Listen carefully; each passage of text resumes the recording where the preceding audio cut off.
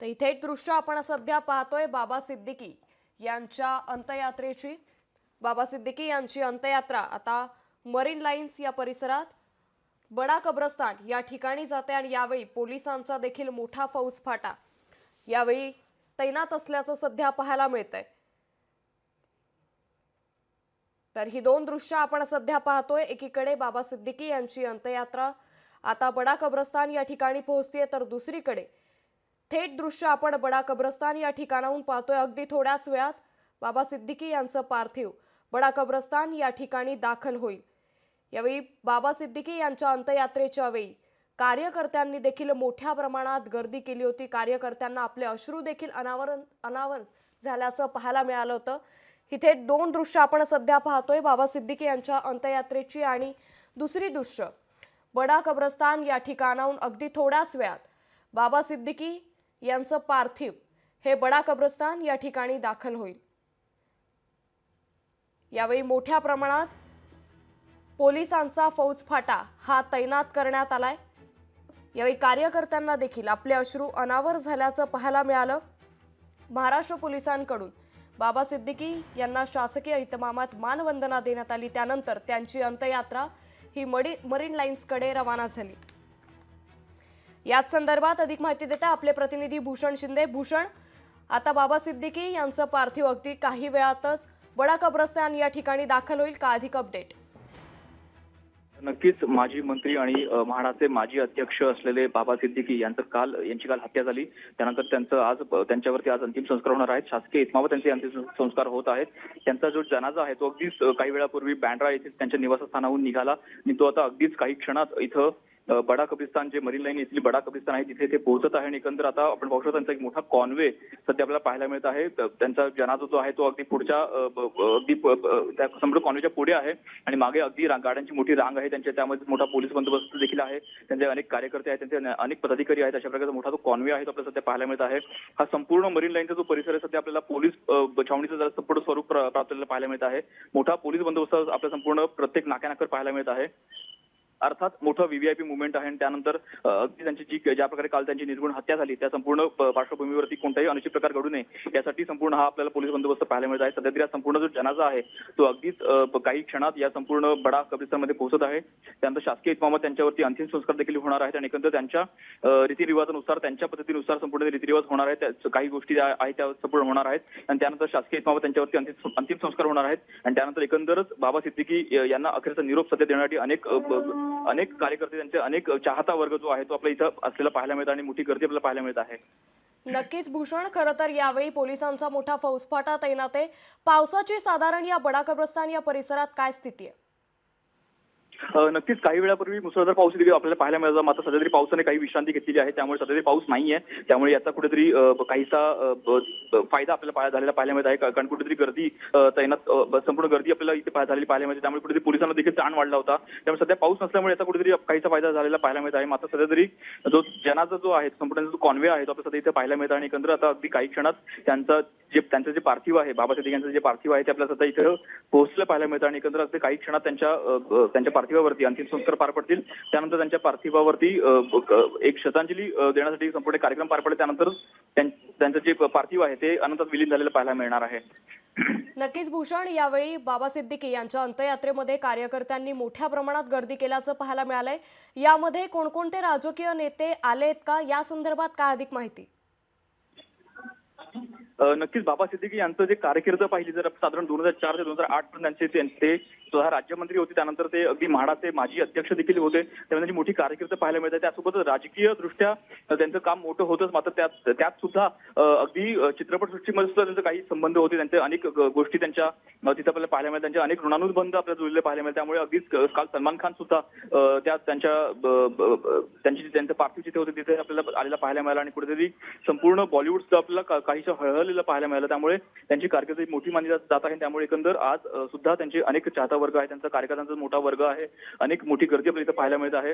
आणि एकंदर त्यांच्या चाहता वर्गाला त्यांचा जो कार्यकर्ता आहे त्यांना अक्षरशः अश्रू देखील अनावर झालेले आपल्याला पाहायला मिळाले. त्यामुळे कुठेतरी बाबा सिद्दीकी यांच्या निमित्ताने कुठेतरी एकंदर मोठी हळहळ आपल्या सध्या व्यक्त होत झालेली पाहायला मिळत आहे. आणि अगदी राज्याचे उपमुख्यमंत्री अजित पवार सुद्धा आपल्याला इथं उपस्थित झालेले पाहायला मिळत आहेत. अजित पवार अगदी थोड्या वेळापूर्वीच या संपूर्ण बडा कब्रिस्तान येथे पोहोचलेले आहेत.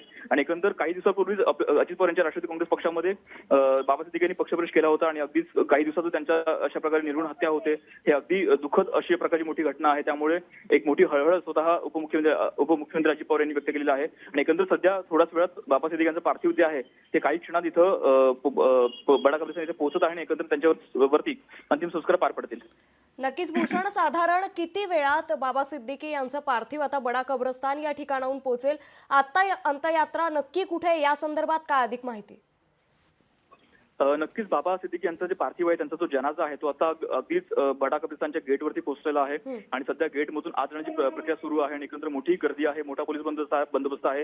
त्यासोबतच त्यांचा जो कॉन्वे आहे, अगदी कार्यकर्त्यांची मोठी गर्दी आहे. त्यामुळे काहीसा व्यत्यय आलेला आपल्याला पाहायला मिळत आहे. मात्र काही क्षणात त्यांचं जे पार्थिव आहे ते बडा कब्रिस्तानच्या आतमध्ये पोहोचत आहे. आणि एकंदर आतमध्ये पोहोचल्यानंतर त्यांच्यावरती श्रद्धांजली वाहिल्यानंतर एकंदर त्यांच्या पद्धतीने त्यांच्या रीतिरिवाजानुसार काही ज्या गोष्टी आहेत, काही ज्या रीतिरिवाज आहेत ते देखील आपल्याला पार पडलेले पाहायला मिळणार आहेत. आणि स्वतः राज्याचे उपमुख्यमंत्री अजित पवार देखील यावेळी उपस्थित आहेत. आणि एकंदर संपूर्ण कार्यकर्त्यांमध्ये मोठी हळहळ पाहायला मिळत आहे. अनेक कार्यकर्त्यांना अश्रू देखील अनावर झालेले आहेत. अशा प्रकारे संपूर्ण जे वातावरण आहे आपल्याला काहीसं दुःखद वातावरण जे आहे आपल्याला पाहायला मिळत आहे. आणि अनेक ज्या गोष्टी आहेत, अनेक जे लोक आहेत ते मोठी हळहळ व्यक्त करत आहेत. आणि एकंदर मोठा पोलीस बंदोबस्त आपल्याला सध्या पाहायला मिळत आहे. आणि अगदी काही वेळातच बाबा सिद्दीकी यांच्या पार्थिवावरती अंतिम संस्कार पार पडणार आहेत आणि स्वतः अजित पवार इथे उपस्थित आहेत. नक्कीच भूषण, खरं तर आता जी दृश्य समोर येत आहे त्यानुसार बडा कब्रस्तानमध्ये आता बाबा सिद्दीकी यांचे कार्यकर्ते जमा व्हायला सुरुवात झाली आहे. तर यावेळी बाबा सिद्दीकी यांचं पार्थिव या बडा कब्रस्तान या ठिकाणी आणण्यात आलंय. भूषण, धन्यवाद आपण दिलेल्या सविस्तर माहितीबद्दल. तर ही थेट दृश्य आपण पाहतोय.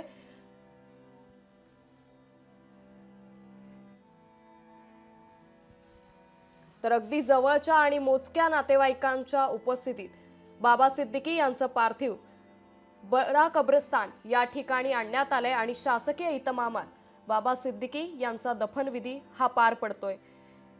यावेळी झिशान सिद्दीकी त्याचबरोबर राज्याचे उपमुख्यमंत्री अजित पवार देखील या ठिकाणी उपस्थित असल्याचं पाहायला मिळतंय. तर अगदी थोड्याच वेळात बाबा सिद्दीकी यांच्या पार्थिवाचा दफनविधी हा पार पडणार आहे. तर बडा कब्रस्तानमध्ये बाबा सिद्दीकी यांचं पार्थिव आणण्यात आलंय. यावेळी कार्यकर्त्यांना देखील आपले अश्रू अनावर झाल्याचं सध्या पाहायला मिळतंय. शासकीय इतमामात बाबा सिद्दीकी यांच्यावरती अंत्यसंस्कार, दफनविधी हे केले जाणार आहेत. त्यामुळे बडा कब्रस्तान या ठिकाणी बाबा सिद्दीकींवर हा दफनविधी पार पडतोय. जवळच्या आणि अगदी मोजक्या लोकांमध्ये हा दफनविधी पार पडतोय. मरीन लाईन्स मधील बडा कब्रिस्तान या ठिकाणी हा दफनविधी पार पडतोय. महाराष्ट्र पोलिसांचा मोठा फौजफाटा या संपूर्ण परिसरात तैनात करण्यात आलाय. बाबा सिद्दीकींवर शासकीय इतमामात अंत्यसंस्कार हे पार पडतात.